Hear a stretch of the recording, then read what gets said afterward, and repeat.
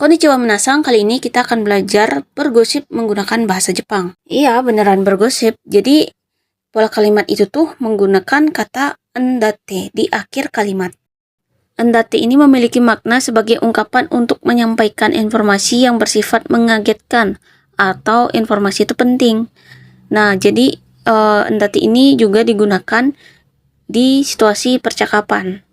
Nah, untuk contohnya itu katanya dia tidak lulus tes. Nah, itu contohnya. Andate itu bisa diartikan sebagai katanya. Oke, kita langsung ke pola kalimat. Untuk membuat kalimatnya, kita membutuhkan kalimat bentuk biasa. Lalu tambahkan dengan andate. Nah, kalimat bentuk biasa itu tuh contohnya seperti bentuk kamus, bentuk nai, bentuk ta, dan lain-lain. Kita langsung ke contohnya. Ototo wa furansugo wo benkyou suru ndatte. Artinya, katanya adik belajar bahasa Prancis. Ototo itu artinya adik laki-laki, milik si pembicara. Ototo wa furansugo wo benkyou suru ndatte. Contoh selanjutnya, Nova-chan wa Nihon e itan datte. Yang artinya, Nova udah pergi ke Jepang. Ita itu bentuk lampau dari kata ikimas. Kalau bentuk kamusnya, ya iku. Nah, untuk contoh kalimat bentuk nai, yaitu Imoto wa saka o shinai ndatte. Katanya adik nggak bisa main sepak bola. Maksudnya adik perempuan ya, imoto adik perempuan. Oke, sekarang kita bahas tentang kata sifat dan kata benda. Ingat nggak sih kalau bahasa Jepang itu ada dua kata sifat i dan kata sifat na.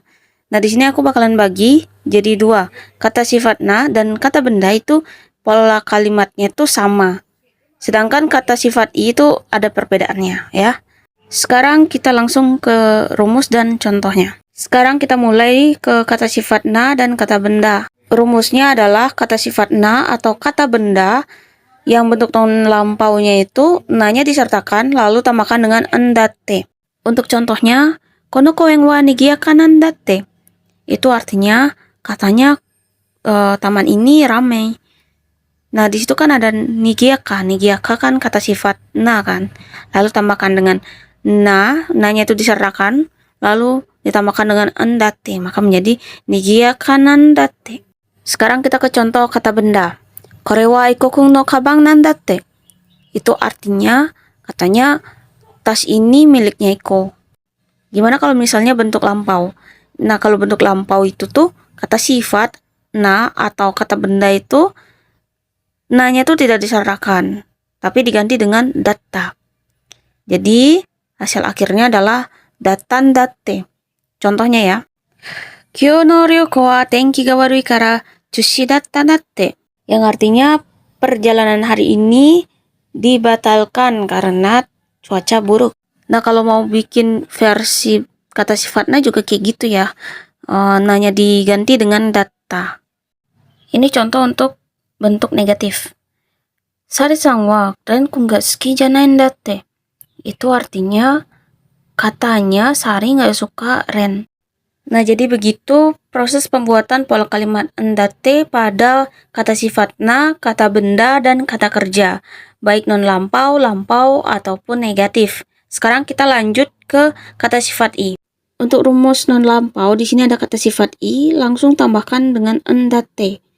I-nya tuh disertakan ya. Biasanya kan ada pola kalimat yang i-nya tuh nggak disertakan. Oke, langsung ke contohnya.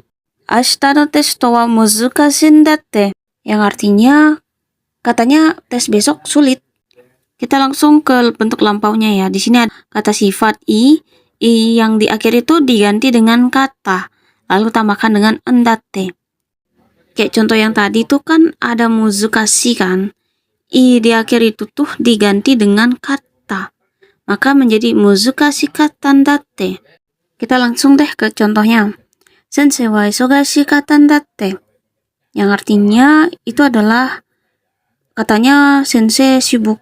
Oke, untuk pola kalimat yang terakhir adalah bentuk negatif dari kata sifat i. Untuk rumusnya, kata sifat i itu yang di akhirnya itu kan ada i kan. I-nya itu diubah menjadi kunai. Nah, habis itu baru tambahkan dengan andate. Untuk contohnya, Wencang no kuruma wa atarashi kunai ndatte. Yang artinya katanya mobilnya Wen itu nggak baru. Oke, minasang, cukup sekian dulu pola kalimat cara untuk bergosip ala bahasa Jepang. Tapi bukan untuk bergosip aja sih ya, untuk menyampaikan informasi penting juga boleh kok. Ya, aku bilang bergosip karena biar aneh aja, biar unik aja gitu. Oke, dadah.